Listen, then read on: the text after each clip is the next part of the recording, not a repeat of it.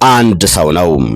ከባቡር አደጋ ተረፈም፣ ከአውሮፕላን ወደቀ እናም ተረፈም፣ ከእሳት ከአደገኛ መኪና አደጋም፣ ከወንዝ ከገደል እናም በመጨረሻ ሎተሪ አሸነፈም። ይሄ ታሪክ ፊልም አይደለም፣ አስፈሪ ልብ ወለድም አይደለም። ይሄ እውነተኛ የአንድ ሰው የህይወት እንቆቅልሽ ነው።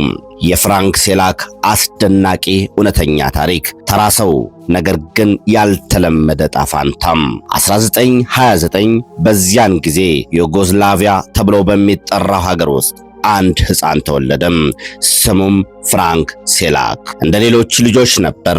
የተለየ ኃይል አልነበረውም፣ ባለጠጋም አልነበረም፣ ታዋቂም አይደለም። ግን ሕይወት ለእርሱ ያዘጋጀችው ነገር ለማንም የማይበረከት ነበር። ፍራንክ የሙዚቃ መምህር ሆኖ እየሰራም የተረጋጋ ሕይወት ይኖር ነበር። ግን 1962 ላይ ሁሉም ነገር ተቀየረም። የመጀመሪያው ሞት። አንድ ቀዝቃዛ ቀን ፍራን በባቡር እየተጓዘ ነበር። ውጪው በረዶ፣ አየሩም ጨለማ ነበር። ተሳፋሪዎች በሰላም ተቀምጠው እያወጉም ድንገት ባቡሩ ከመስመር ወጣ። ሰዎች መጫው ጀመሩ። መስኮቶች ተሰበሩ። ባቡሩም ወደ በረዶ ውሃ ገባ። በዚያ ቀን ብዙ ሰዎች ሞቱ። ግን ፍራን በተአምር ተረፈም። ከቀዝቃዛ ወንዝ ውስጥ ወጣም በሕይወት። ሰዎች እንዲህ አሉ፣ እድለኛ ነው። ግን ይህ ገና መጀመሪያ ነበር።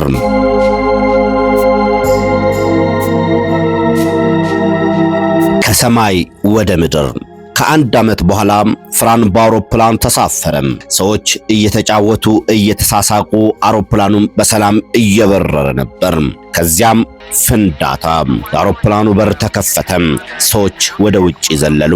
ፍራንም ከአውሮፕላኑ ዘለለም። አስቡት፣ ከሰማይ መውደቅ። ይሄ ለማንም የመጨረሻ ሴኮንድ ነው። ግን ፍራን በደረቅ ሳር ላይ ወደቀ፣ ተረፈም። ሌሎች ተሳፋሪዎች ግን አብዛኛዎቹ ሞቱም።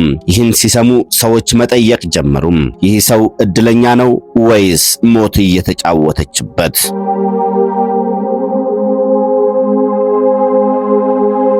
ዓመታት አለፉም።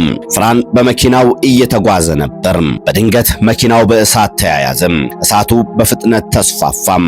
ፍራን ለመውጣት ሞከረም፣ ግን በጣም ፈራም። ከጥቂት ሰኮንዶች በፊት ግን ወጣም። ከዚያም ቡም! መኪናው ፈነዳም። እንደገና ተረፈም። ተአምር ነው።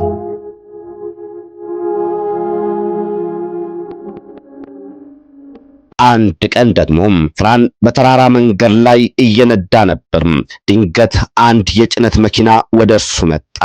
ፍራን መኪናውን ለማዳን ሲሞክር መንገዱን ለቆ ወደ ገደል ሄደ። መኪናው ከገደል ወደቀ። ግን ፍራን በመጨረሻው ሴኮንድ መኪናውን ዘሎ የዛፍ ቅርንጫፍ ያዘ። ከላይ ተንጠልጥሎ መኪናውን ሲወድቅ ተመለከተ። እሳትና ውሃም፣ በታች በኩል ሞት፣ በላይ በኩል ተስፋ።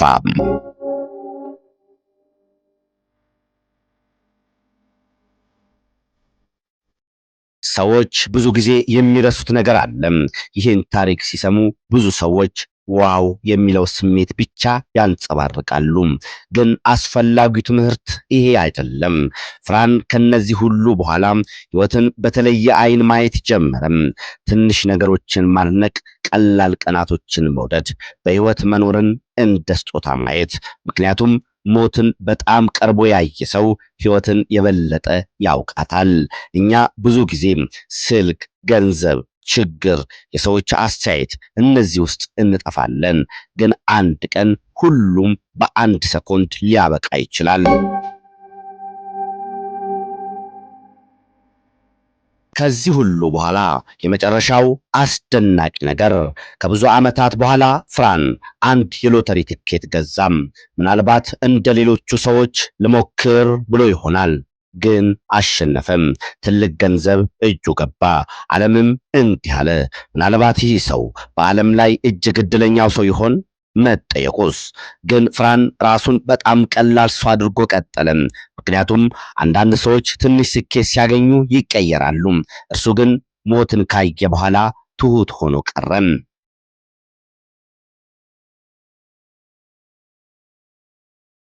ምናልባት ይህንን ቪዲዮ እያየ ያለከው ሰው የሆነ ችግር ውስጥ ገብተ ይሆናል። ህይወት ከብዶ ሊሆን ይችላል። ተስፋ ቆርጠክም ሊሆን ይችላል። ግን አስታውስ፣ ህይወት በአንድ ሰከንድ ሊቀየር ይችላል። ፍራንስ ሴላክ ብዙ ጊዜ ሊሞት ይችል ነበር፣ ግን በህይወት ቀጠለም። ስለዚህ እስካሁን ድረስ እየተነፈስክ ከሆነም ታሪክ አላበቃም። ምናልባት ምርጥ ቀንህ ገና ከፊት ነው። አንዳንድ ሰዎች ሞትን በመቅረብ ህይወትን ይማራሉ።